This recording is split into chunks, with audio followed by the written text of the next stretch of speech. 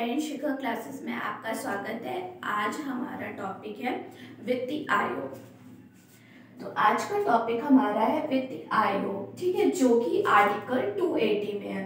सबसे पहला जो क्वेश्चन यही पूछा जाता है हमारे एग्जाम में कि क्या कहते हैं, वित्तीय आयोग का गठन किस आर्टिकल में हुआ है। तो किस आर्टिकल के तहत हुआ है, तो 280 के तहत जो है वित्तीय आयोग का गठन किया गया है हमारे संविधान में। अर्थ न्यायिक निकाय के स्वरूप में वित्तीय आयोग की व्यवस्था की गई है। जो इसका व्यवस्था किया गया है वित्तीय आयोग का, वो अर्थ न्यायिक निकाय के रूप में किया गया है, ठीक है। ये कह रहा है कि अर्थ न्यायिक निकाय के रूप में वित्तीय आयोग की व्यवस्था की गई है। तो किसके निकाय, तो अर्थ न्यायिक के रूप में वित्तीय आयोग की व्यवस्था की गई है। अब सेकंड पॉइंट क्या कह रहे हैं कि वित्तीय आयोग की स्थापना कब हुई। तो 1951 में वित्तीय आयोग की स्थापना हुई स्वतंत्रता के बाद, ठीक है। 1951 में वित्तीय आयोग की स्थापना हुई, ये भी याद रखिएगा आप लोग। हर 5 वर्ष बाद राष्ट्रपति द्वारा वित्तीय आयोग का गठन किया जाता है, ठीक। हर 5 वर्ष बाद वित्तीय आयोग का गठन होता है, और वो कौन करता है, तो राष्ट्रपति करता है। हर 5 वर्ष बाद राष्ट्रपति द्वारा वित्तीय आयोग का गठन किया जाता है। हर 5 वर्ष बाद इसका गठन होता है, जो कि राष्ट्रपति करते हैं। वित्तीय आयोग राष्ट्रपति को निम्न मामलों पर सिफारिश करता है।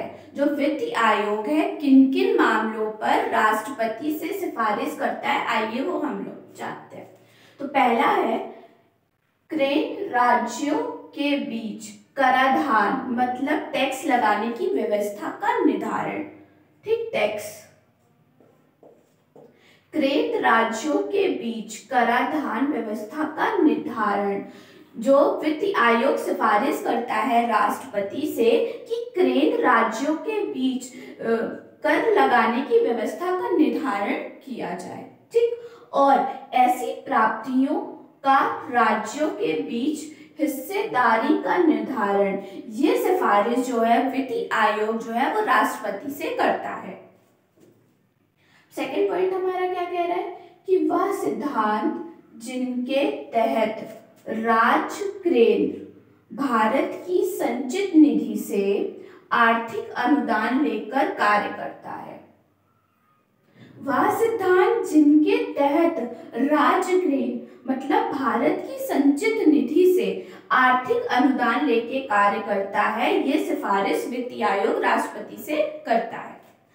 तो तीसरा पॉइंट हमारा कह रहा है कि राज्य वित्तीय आयोग के सुझाव के आधार पर राज्य पंचायतों और नगर पालिकाओं के स्रोतों की पूर्ति के लिए राज्यों की संचित निधि को बढ़ावा के लिए किए जाने वाले उपाय।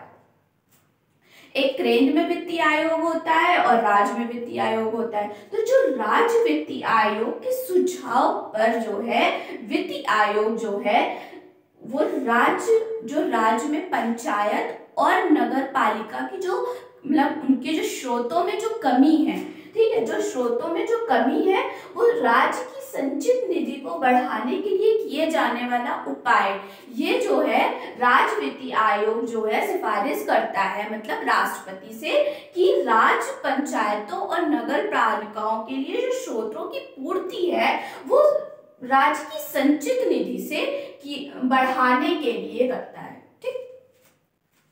अगला पॉइंट हमारा कह रहा है कि राष्ट्रपति द्वारा वित्तीय मामलों के संबंध में सौंपा गया कोई अन्य कार्य। राष्ट्रपति द्वारा वित्तीय मामलों के संबंध में सौंपा गया कोई कार्य जो है इसमें इसका जो है सिफारिश करता है। अब आता है हमारा प्रथम वित्तीय आयोग के अध्यक्ष कौन है, तो केसी नियोगी, इनका जो कार्यकाल है वो 1952 से लेके 1957 तक है। ठीक है, ये डायरेक्ट क्वेश्चन पूछा जाता है, इंपॉर्टेंट है कि प्रथम वित्त आयोग के अध्यक्ष कौन थे। ठीक है, तो केसी नियोगी थे और उनका कार्यकाल 1952 से लेके 1957 तक। ठीक है, अब इसके बाद जो भी मैं बताने जा रही हूँ वो बहुत इंपॉर्टेंट है, क्योंकि डायरेक्ट पूछा जाता है कि 10वें वित्तीय आयोग के अध्यक्ष कौन है, या 15वें वित्तीय आयोग के अध्यक्ष कौन है, या वर्तमान में वित्तीय आयोग के अध्यक्ष कौन है। तो ये चीज आप लोग याद कर लीजिएगा, क्योंकि पेपर में डायरेक्ट पूछा जाता है। ठीक है, तो 10वें वित्तीय आयोग के अध्यक्ष कौन है, तो केसी पंत है, जो जिनका कार्यकाल है 1955 से लेके 2000 तक। 10वें वित्तीय आयोग के अध्यक्ष कौन है, तो केसी पंत है, इनका कार्यकाल 1995 से लेके 2000 तक। फिर उसके बाद है 11वें वित्तीय आयोग के अध्यक्ष कौन है, तो प्रोफेसर AM खुसरो। 11वें वित्तीय आयोग के अध्यक्ष कौन है, तो प्रोफेसर AM खुसरो। 2000 से लेके 2005 तक इनका कार्यकाल है। 11वें वित्तीय आयोग के अध्यक्ष प्रोफेसर AM खुसरो हैं, जिनका कार्यकाल 2000 से लेके 2005 तक है। 12वें वित्तीय आयोग के अध्यक्ष डॉक्टर C रंगराजन, जिनका कार्यकाल 2000 से लेके 2005 से लेके 2010 तक है। किनका? 12वें वित्तीय आयोग के अध्यक्ष डॉक्टर C रंगराजन, इनका कार्यकाल 2005 से लेके 2010 तक है। 13वें वित्तीय आयोग के अध्यक्ष डॉक्टर विजय L केलकर हैं, 2010 से लेके 2015 तक। 13वें वित्तीय आयोग के अध्यक्ष कौन है, तो डॉक्टर विजय L केलकर, इनका कार्यकाल 2010 से लेके 2015 तक है। 14वें वित्तीय आयोग के अध्यक्ष डॉक्टर YV रेड्डी हैं, जिनका कार्यकाल 2015 से लेके 2020 तक है। जो 14वें वित्तीय आयोग के अध्यक्ष हैं वो डॉक्टर YV रेड्डी हैं, जिनका कार्यकाल 2015 से लेके 2020 तक है। अब प्रेजेंट टाइम में जो है वो 15वें वित्तीय आयोग के अध्यक्ष है। ये तो बहुत ज्यादा आप लोग याद रखे रहिएगा, पूछा जाता है, पूछ लिया जाएगा 15वें वित्तीय आयोग के अध्यक्ष कौन है। तो प्रेजेंट टाइम में 15वें वित्तीय आयोग के अध्यक्ष हैं NK सिंह, 2020 से लेके 2025 तक इनका कार्यकाल है। तो वर्तमान में वित्तीय आयोग के अध्यक्ष हैं NK सिंह, 2020 से लेके 2025 तक इनका कार्यकाल है। इस समय इन्हीं का ही कार्यकाल चल रहा है।